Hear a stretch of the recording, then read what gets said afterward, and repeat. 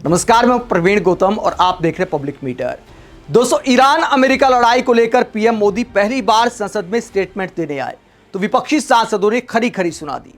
PM Modi ने संसद को इस बात की जानकारी दी कि संकट कितना बड़ा है, ऊर्जा संकट कितना बड़ा हो सकता है और भारत सरकार की क्या तैयारी है।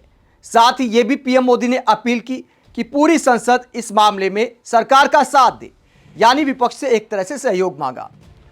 लेकिन इस बात की पीएम मोदी ने जानकारी नहीं दी कि रुपया जो गिरता जा रहा है सरकार की, उसे थामने की क्या प्लानिंग है। इसके अलावा शेयर मार्केट में जो खूनी खेल चल रहा है उसको लेकर सरकार की क्या तैयारी है।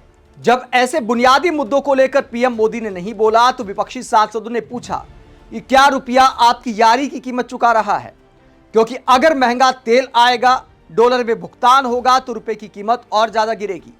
कांग्रेस के पंजाब से सांसद डॉक्टर अमर सिंह ने यह सवाल उठाया कि आपकी यारी की कीमत और आपकी मजबूरियों की कीमत आखिरकार देश क्यों भुगते। देश को महंगा पड़ रहा है अमेरिका से तेल मंगाना, गैस मंगाना। अगर वहां से तेल और गैस आएगी रूस और ईरान की बजाय, तो क्या भारत का आम आदमी इसका भुगतान करे। पीएम मोदी को क्या बोला, जरा सुनिए। लेकिन मेरे 2-3 बातें मैडम आपसे पूछनी है चेयरमैन साहब आपके थ्रू।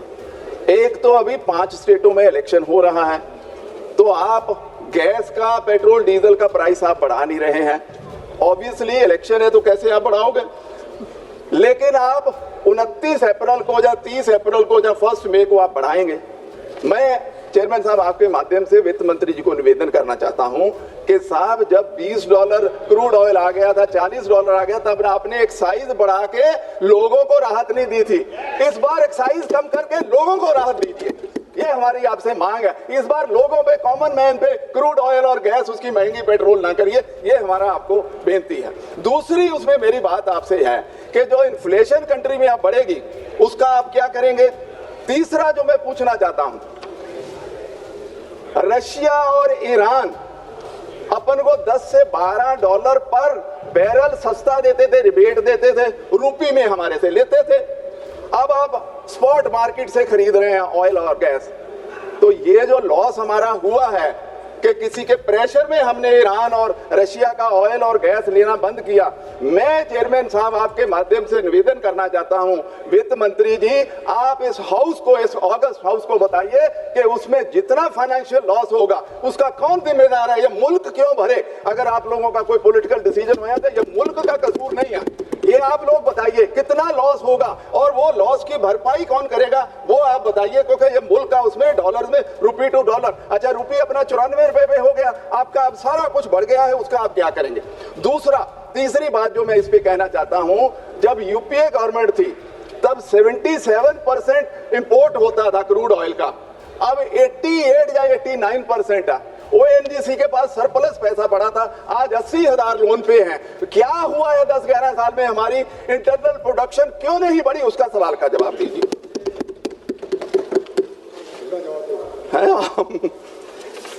एक दो और बातें करना चाहता हूं कि देखिए, वित्त मंत्री जी 9-10 साल हो गए, हर बार हमें कि India is the fastest growing economy. हम लोगों को भी अच्छा लगता है कि हिंदुस्तान सबसे बढ़िया ग्रो कर रहा है। अभी ये लास्ट वीक ऑफ फरवरी में ministry of statistics and programme implementation ने जीडीपी सीरीज रिवाइज कर दी।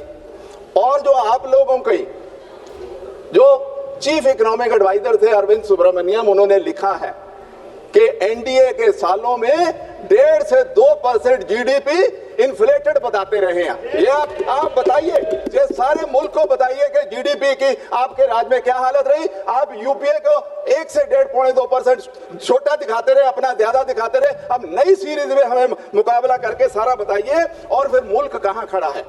4 ट्रिलियन भी नहीं हुए 12 साल में, 800 बिलियन मनमोहन सिंह जी को मिले थे, स्वर्गीय मनमोहन सिंह, और 2 ट्रिलियन पे इकोनॉमी छोड़ के गए। आपको 2 पे मिली, अभी 3.7 या 3.8 पे खड़े हैं। और आप कहते हैं कि विकसित भारत हो जाएगा। विकसित भारत की जो डेफिनेशन है वो $14,500 है पर कैपिटा, और अपन 3,000 पे खड़े हैं। मुझे वो भी बता दीजिए कि अपन उस विकसित भारत में अपन लोग कैसे पहुंच पाएंगे, वो भी एक थोड़ा सा बता दीजिए। क्योंकि बार बार विकसित भारत कहते हैं, हम चाहते हैं विकसित भारत हो, पर 3,000 से $14,500 पर कैपिटा कैसे लेके जाएंगे, उसकी एक स्कीम दीजिए। ऐसा नहीं कि अपना कह दिया और आगे बढ़ गए।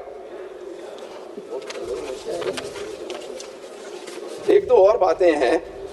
इन्फ्लेशन की मैंने बात कह दी है कि जी इन्फ्लेशन को कंट्रोल कैसे करना, क्योंकि इन्फ्लेशन तो अब होगी। प्रधानमंत्री जी खुद कह के गए कि सारी दुनिया तकलीफ में, सही है। हम ये नहीं कहते हैं कि जो कहा जा रहा वो सही नहीं है, लेकिन उसको कंट्रोल कैसे करना। क्या आप कंज्यूमर्स को सब्सिडी देंगे? क्या आप सस्ती चीजें कैसे करेंगे? क्योंकि जब क्रूड ऑयल और पेट्रोल महंगा होगा, दुनिया की हर चीज महंगी होगी, तो आपका क्या प्लान क्या है इन्फ्लेशन को कंट्रोल करने में, वो हम जानना चाहते हैं कि उस पर क्या होगा। अच्छा, जो रुपये नीचे जा रहा है उस पर भी वित्त मंत्री जी थोड़ा सा, चेयरमैन साहब आपके, कि वो कैसे करोगे आप, वो बताइए कि रुपये जितना गिर रहा है, हर चीज हमारी महंगी हो रही है दुनिया में डॉलर के मुकाबले, आप कैसे हैंडल करोगे, रुपये को कैसे स्टेबलाइज करोगे, वो भी हम आपसे जानना चाहते हैं। तो कांग्रेस सांसद ने जो सवाल उठाए बिल्कुल ऐसे सवाल है जिन पर पीएम मोदी को बोलना चाहिए। रुपए की कीमत गिरना पीएम मोदी का फेवरेट सब्जेक्ट हुआ करता था जब वो गुजरात के सीएम थे और मनमोहन सिंह प्रधानमंत्री थे। पीएम मोदी की अनेकों स्टेटमेंट हैं जो आज भी चर्चा में आ जाती हैं। जब जब रुपया गिरता है, प्रधानमंत्री की साख गिरती है, रुपया पतला होता जा रहा है, आईसीयू में चला गया है, और भी अनेकों स्टेटमेंट पीएम मोदी ने रुपए की गिरती कीमत को लेकर दी हैं। लेकिन आज जब रुपया 94 पार कर गया है तो उसको लेकर सरकार की क्या प्लानिंग है, ना तो पीएम मोदी का कोई बयान आता है, ना मंत्रियों के कोई बयान आते हैं। एक आध बार गलती से कोई सवाल पूछ ले तो कहा जाता है चिंता की कोई बात नहीं है, रुपया गिरने से कोई फर्क नहीं पड़ता, रुपया नहीं गिर रहा, डॉलर ऊपर जा रहा है। इस तरह के बेतुके बयान दिए जाते हैं और प्रधानमंत्री चुप्पी की चादर ताने हैं। वही विपक्षी सांसदों ने यह भी सवाल उठाया कि तेल और गैस का जो संकट है उसमें भेदभाव क्यों किया जा रहा है। समाजवादी पार्टी के सांसद रमाशंकर राजभर ने सवाल उठाया कि गैस बुकिंग के लिए, गैस सिलेंडर बुकिंग के लिए शहर और गांव में अलग अलग नियम क्यों हैं। डीजल महंगा, खाद महंगी, सिंचाई महंगी। और मैं एक चीज आपके संज्ञान में डाल देता हूं, सारे मंत्री यहां बैठे, सरकार के मंत्री बैठे हैं। जो एलपीजी गैस का प्रॉब्लम आया, एक तुगल की फरमान सरकार ने कर दिया कि 15 किलोमीटर एरिया में अगर शहरी उपभोक्ता है गैस का तो वो 25 दिन में सिलेंडर पाएगा, और 15 किलोमीटर के एरिया में अगर ग्रामीण वितरक है एजेंसी वाला तो वो 45 दिन में सिलेंडर आया। क्या आपने पहले दिन से और 25 दिन शहरी उपभोक्ता को सिलेंडर दे दिए थे क्या? उसका तो आज खत्म हो गया, अब तो पाएगा 25 दिन बाद। यह भेद क्यों? मारा मारी गांव में हो रही है, एजेंसी में और उपभोक्ता में। कह दिया आपने, पॉलिसी बना दिया, तो गलती फरमान पे कर दिया गया कि अब हम ऑनलाइन ही बुकिंग करेंगे। तो बुकिंग तो मोबाइल के तमाम ऐप है, किसी भी ऐप से बुकिंग हो जाएगी। लेकिन आप कह रहे हैं कि नहीं, वो टीपी जो रजिस्टर्ड मोबाइल नंबर है उसी से आएगी।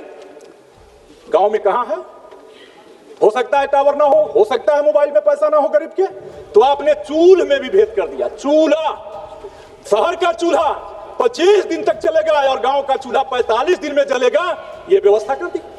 आप इस पूरे मुद्दे को लेकर क्या सोचते हैं? जब ईरान और रूस से सस्ता तेल मिलता था किसी जमाने में, भारतीय करेंसी में भी भुगतान होता था, उसके बावजूद अब जो नई प्लानिंग दिखाई दे रही है उसमें अमेरिका से इतनी दूर से आखिरकार हम क्यों कच्चा तेल मंगा रहे हैं, गैस मंगा रहे हैं, जबकि किराया भाड़ा ही बहुत ज्यादा हो जाता है, समय ज्यादा खर्च होता है। तो क्या आखिरकार सरकार की मजबूरी है जिस पर विपक्षी सांसद सवाल उठा रहे हैं? आप क्या सोचते हैं? कमेंट बॉक्स में अपनी राय जरूर दें, साथ ही चैनल को सब्सक्राइब भी करें। नमस्कार।